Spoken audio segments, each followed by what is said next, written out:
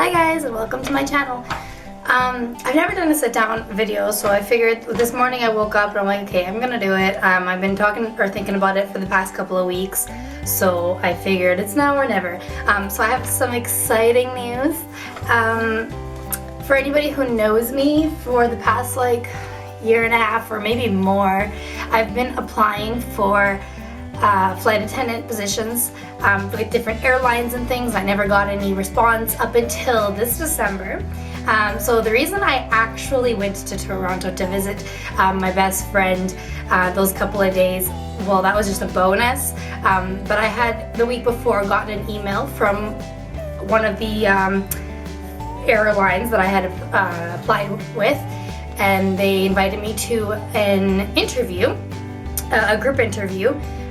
And so I decided to do that, and I stayed a couple of days just so I can spend some time with Brittany at the same time. So that was the real reason why I was there. And in this video, I just want to talk a little bit about the hiring process that I've been through up until now, just to see if anybody else is in the same position. This could help you out. I know that that's that exact week that I found out about it, I was so nervous and I want this so badly, but I mean, at the time that I decided, I emailed them back saying yes, I can make it to the interview. I'm like, you know what, even if I don't get it, it'll be a great experience, because I'm obviously going to keep applying to all these different airlines, whatever, until something happens. But yeah, so I was YouTubing, I was reading online a whole bunch of interview questions that they might ask. Everyone had just to hear other people's experiences, and I found the YouTube channels. There's a lot of flight attendants who have their own YouTube channels as well, and they do videos like this talking about the interview process, talking about the training process and all that jazz. And I found those really, really useful. So I'm talking a lot. So that's what I kind of want to do here, talk about the hiring process. As far as to my experience, if anybody knows, I'm not allowed to talk about which airline it is, but anyways, this is my experience. So the first, after the week that they sent me that, I went to the interview, and I got there. There was a group of people that were also there being interviewed, hence the group interview, except so we just stayed out there, and then they would take us one by one. First they invited us in, they asked for our passport. We had to print out our passport and a whole bunch of documents, and the first test that they did was a height test to make sure that you qualify, because there is a height limit. I mean, I think most airlines is the same-ish. Anyways, so I passed that, and then they brought us all back outside, and then one by one they were just inviting us in to do one-on-one interviews. So the first one-on-one interview was also, the first thing that they did was a language test, because the actual position that I was going for was a bilingual flight attendant. So they did a language test in Portuguese for me, and what that looks like is they give you a sentence and then you translate it, and the sentences that they used for me, for example, was I had to translate things like, did you take your medicine today? Where does it hurt? Can you breathe? Things like that. And then from there, she asked me a couple more questions. Things like, who is Marissa in 5 years? Which is a typical question for interviews, I think. They'll do a lot of behavior type questions, or they'll throw you a question like, what would you do if somebody on this plane is intoxicated and is disrupting anybody else? Blah, blah, blah. Things like that.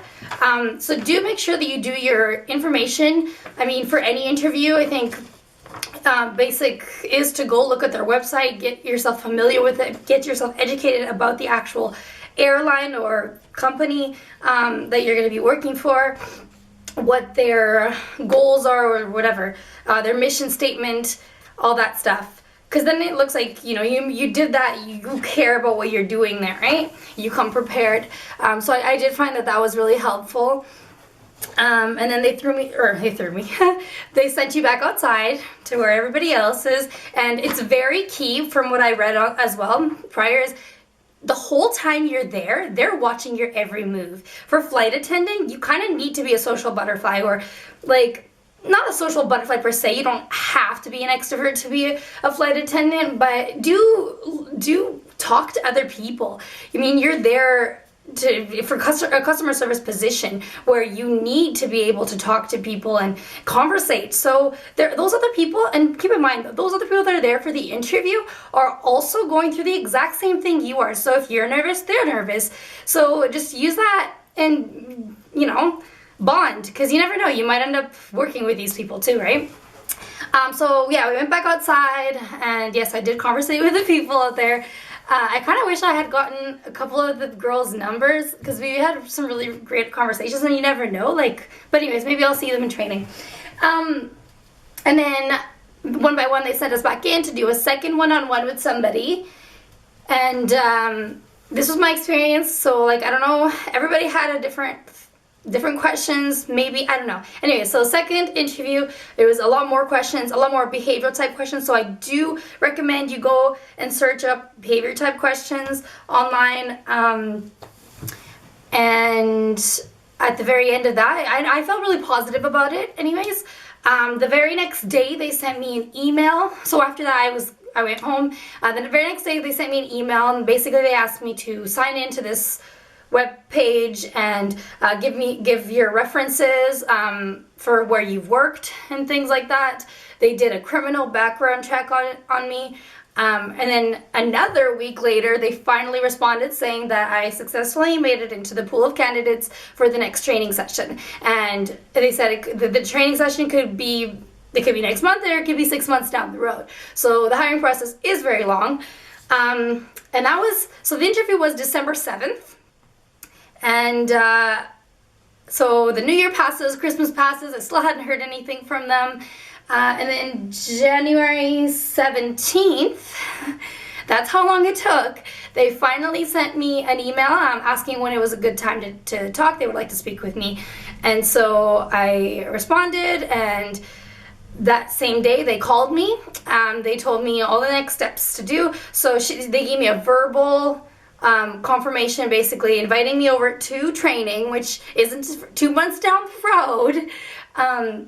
And they so after that verbal conversation, I had 24 hours to do a drug test and what they call a POE test, which stands for post-offer employment test. And what that is, it's like a medical examination, but you go to this place and they do different variations to see how good your body is to actually do the job. So they'll do things like, for me, there was a basket, or like a cart thing, and I had to put it from one shelf to the next for 3 minutes, add 10 pounds, again, one shelf to the next, 3 minutes, add another pound. She also had me like carry that same thing and walk to a certain place, turn around, come back, drop it, and things like that. Because I mean, you're going to be carrying luggages.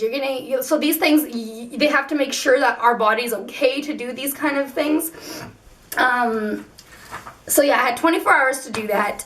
And then next, that same weekend, I had to do a first aid course with Red Cross, because you can't go into training without it.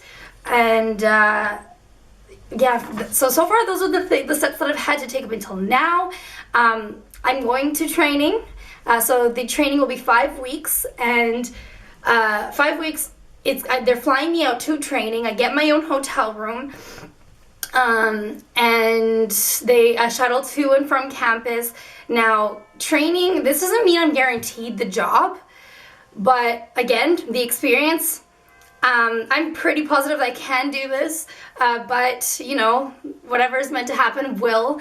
I've gotten this far though, so that's exciting. And I noticed a lot of the YouTube channels for flight attendants on here, I couldn't find any that were from Canada. All of the flight attendants videos that I'd seen were from the States.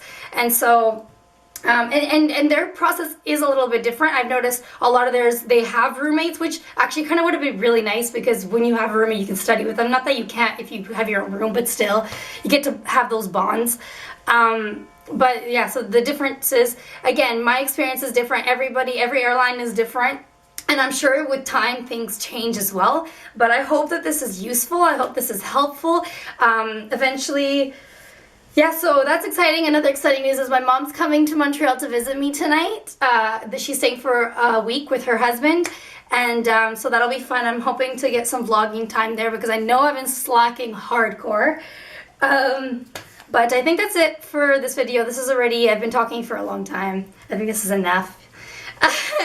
But show some love, subscribe to my channel, and thank you so much for the support up until now. And I hope this has been helpful for all of you flight attendants, or you know, people who are wanting to become a flight attendant. You got this. Just work hard, keep going. Even though I didn't hear from them for all the times that I had in the last year and a half or whatever that I had been applying, they finally did. Don't give up, be persistent, and just work hard. I mean, for training, I know that you have to get 85% or higher. That's what it is for my airline, but again, every airline's different. But you know, key thing is safety with you know, like, flight attendants aren't out there just to serve you guys food. There's a lot more to it, and people don't realize that. So yeah, take it seriously if this is what you want.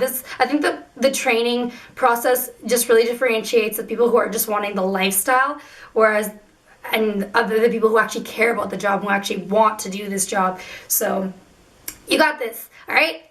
Share some love, subscribe, guys, like, and comment if you have anything to say. Go for it. And hopefully, if I have time, I can answer any questions. If you guys have any questions, go ahead and write them. And yeah, have a good day. Bye.